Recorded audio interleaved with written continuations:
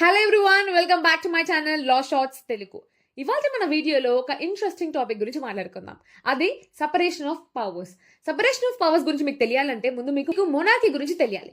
Monarchy అంటే అన్ని rights చేసే పవర్ ఒకళ్ళ దగ్గరే ఉండడం. ఇష్టం వచ్చినప్పుడు ఇష్టం వచ్చిన లాస్ ని ఇంప్లిమెంట్ చేయొచ్చు, కావాల్సినప్పుడు అవసరం లేదు అని వాళ్ళకి అనిపిస్తే అది వెంటనే ఆపేయొచ్చు.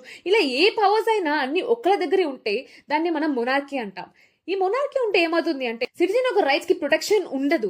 బికాస్ పరిపాలించే వాళ్ళు ఎవరికి ఆన్సరబుల్ కాదు. కాబట్టి ఒక స్టేట్ ప్రాపర్ గా డెవలప్ అవ్వాలి, సిటిజన్స్ యొక్క రైట్స్ ప్రొటెక్టివ్ గా ఉండాలి అంటే మొనార్కీ అనేది ఖచ్చితంగా ఉండకూడదు. మరి ఏముండాలి? సెపరేషన్ ఆఫ్ పవర్స్ ఉండాలి. Separation of powers. Aristotle, Locke, Montesquieu వీళ్ళ ముగ్గురు చాలా important jurists. Separation of powers గురించి మాంటెస్క్యూ స్పిరిట్ ఆఫ్ లాస్ అనే ఒక బుక్ రాశారు. అందులో సెపరేషన్ ఆఫ్ పవర్స్ గురించి డిస్కస్ చేశారు. ఆయన ప్రకారంగా ప్రతి గవర్నమెంట్ లో ఒక 3 ఇంపార్టెంట్ ఆర్గాన్ సెపరేట్ గా ఉండాలి. అదే లెజిస్లేటివ్, ఎగ్జిక్యూటివ్, జ్యుడిషియరీ. ఈ 3 ఆర్గాన్స్ యొక్క ఫంక్షన్స్ డిఫరెంట్ గా ఉండాలి. ఒకళ్ళ ఫంక్షన్స్ ని ఇంకొకరు మిస్యూజ్ చేసుకోకూడదు.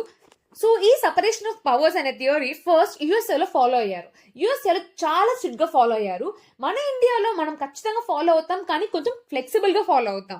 దీని యొక్క మెయిన్ కాన్సెప్ట్ ఏంటంటే లెజిస్లేచర్ అంటే లాస్ ని తయారు చేస్తుంది. ఏంటి? పార్లమెంట్. ఎగ్జిక్యూటివ్ అంటే అడ్మినిస్ట్రేట్ చేస్తుంది.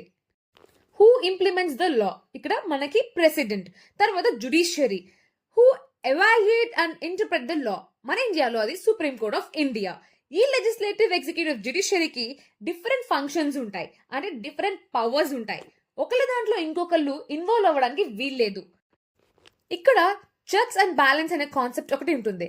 ఆ కాన్సెప్ట్ ప్రకారం ఏంటంటే ఏదైనా ఒక ఆర్గాన్ అంటే లెజిస్లేటివ్, ఎగ్జిక్యూటివ్, జ్యుడిషియరీ ఇంకొకరి ఫంక్షన్స్ లో ఇన్వాల్వ్ అయినా లేదా వాళ్ళకుండే పవర్స్ ని వాళ్ళు మిస్యూజ్ చేసినా వేరే ఆర్గాన్ వాళ్ళని క్వశ్చన్ చేయొచ్చు. ఫర్ ఎగ్జాంపుల్, లెజిస్లేచర్ అంటే పార్లమెంట్ తనకి పవర్ ఉందని తనకి ఇష్టం వచ్చిన లాని ఇంప్లిమెంట్ చేయడానికి కుదరదు. ఎందుకంటే అలా చేస్తే జ్యుడిషియరీకి పవర్ ఉంటుంది తనని క్వశ్చన్ చేసి దాన్ని అన్కాన్స్టిట్యూషనల్ గా ఆ లాని కొట్టేయడానికి. సో మనం చేసే అన్నిటికీ వేరే వాటికి మనం ఆన్సర్ చెప్పాలి.